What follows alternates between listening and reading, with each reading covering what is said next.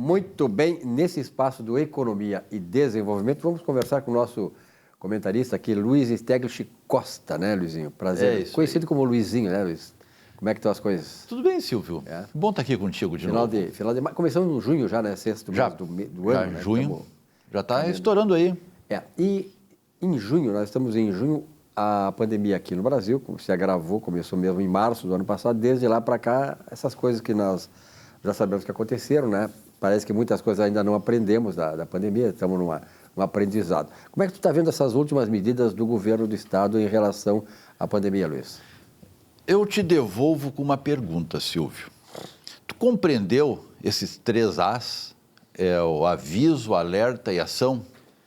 Antes, nós temos um determinado nível de escola educacional que permite um certo discernimento. Mas a gente sabe que não é essa a realidade de todo mundo.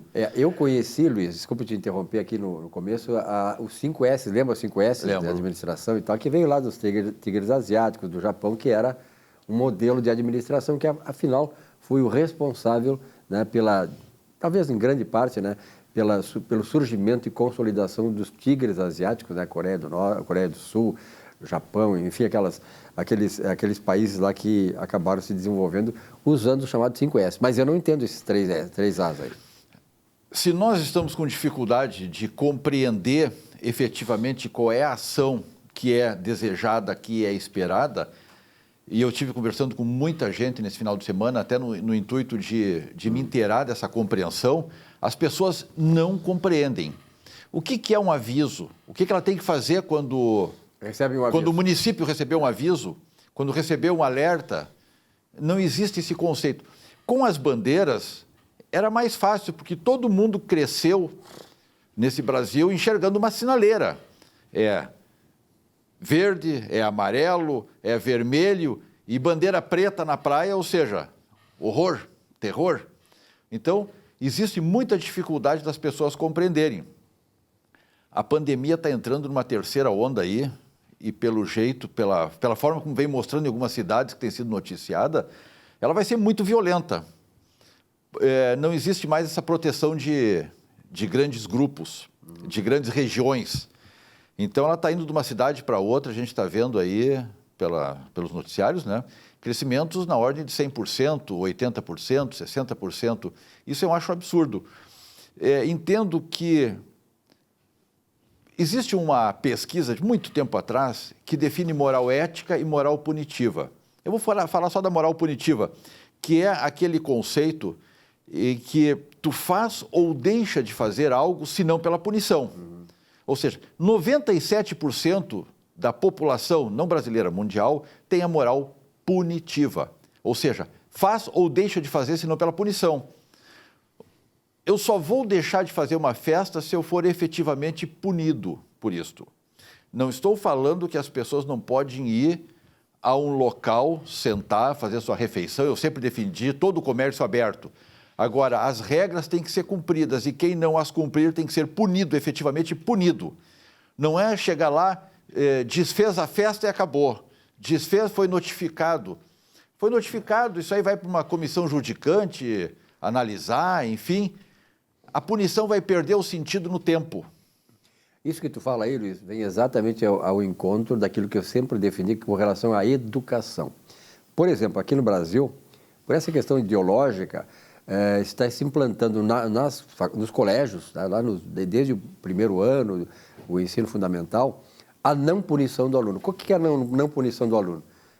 Por exemplo, o cara não rodar, não deixar rodar. Quer dizer, então, eu acho que vem aqui naquilo que eu sempre defendi. A educação, ela pressupõe, para ela se realizar integralmente, a punição. Não existe educação sem punição. Não existe tentar educar a pessoa e, como tu disseste, essa questão da lógica do conceito punitivo e do conceito ético, né? Quanto mais tu tiver essa capacidade ética de discernir as coisas, por exemplo, assim, num sinal de trânsito, eu fico com vergonha muitas vezes de passar sem querer um sinal de trânsito, eu fico com vergonha. Eu vejo a sinalização e sei que na cidade tu não pode andar mais do que 60 quilômetros, em algumas áreas 30 e até 40. Então, tu tem introjetado dentro de ti essa questão ética, não é isso? 3% da população. Só 3%. Isso é uma questão que não é tu pode, por uma questão de cultura, adquirir determinado comportamento. Vamos pegar o exemplo, fazer um exemplo.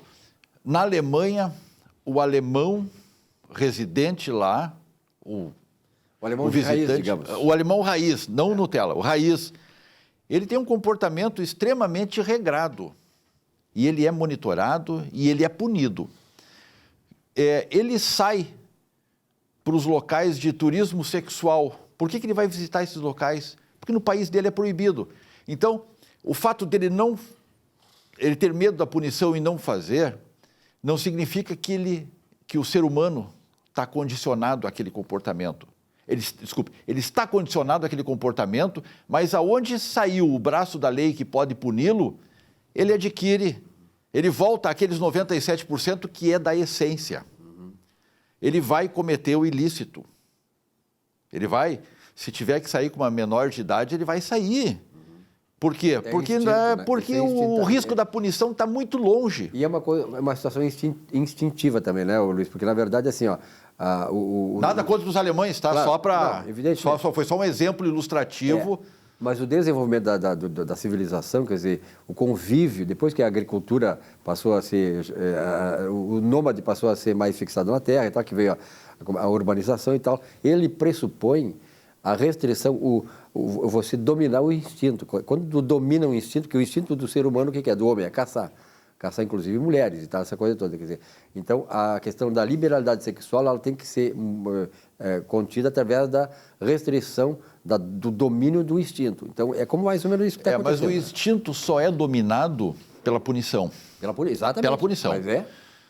Exatamente. E tem outra, nós estamos olhando o lado, talvez, um pouco mais do comerciante, do empresário, mas nós temos que olhar também o lado do cidadão comum que vai para estas festas, faz estas aglomerações. É difícil, né? Não adianta, a gente não consegue lavar burro com sabonete. Não funciona, não perfuma o burro. As pessoas têm que saber o seu papel nessa história e tem que seguir. Que ela tem responsabilidade solidária por isso, solidária. Ontem eu passei em frente 2 postos de vacinação de automóvel, até para ver a fila. A fila era um grudado no outro, no posto de vacinação, ou seja, pessoas que não estavam vacinadas. Na melhor das hipóteses, a segunda dose. Mas, isso é total ausência de responsabilidade. O problema não é comigo, o problema é só com os outros. É absurdo isso. Isso é uma falta assim, de humanidade, inclusive, né, Luiz? Porque, na verdade, tu tens que ver o lado do outro também, né? Quer dizer, do teu e do outro. Mas eu vejo assim, viu, Luiz, sinceramente, que nós estamos avançando isso, muito devagar, mas estamos avançando, né? O grande problema que está surgindo hoje é a questão da eficiência das vacinas. Eu acho que isso é uma coisa que vai trazer muitos problemas ainda, porque está se descobrindo, tu sabe muito bem disso, aí é que nem a vacina nem está, em alguns casos, ela não está resolvendo. Ou seja, o fato de termos avançado muito na questão do tempo para colocar uma vacina em funcionamento está trazendo seus furos agora. E isso aí vai complicar muito o combate. A vacina, Silvio, podemos até comparar com a vacina da gripe, a influenza, ela não torna a pessoa imune. Total.